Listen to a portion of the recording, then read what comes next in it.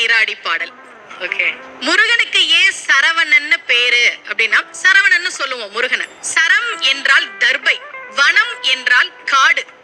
தர்பை காட்டிலே பிறந்தவன் என்பதால் அவனுக்கு பெயர் சரவணன். கந்த சுவாமி எப்படி சரவணனா பிறந்தார் அப்படின்றத நம்ம திருப்புகள் சொல்லுது.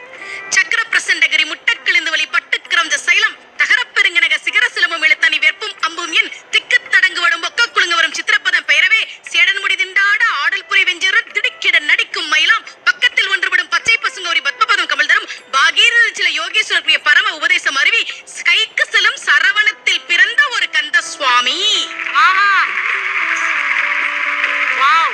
சரவண பொய்கையில் கந்த சுவாமி 6 நெருப்பு பொறிகளாக வந்து சேர்ந்தார். அதனால அவருக்கு பேரு சரவணன். அது ஏன் 6 நெருப்பு பொறியா வந்தார்? ஏன் அவருக்கு 6 முகம்?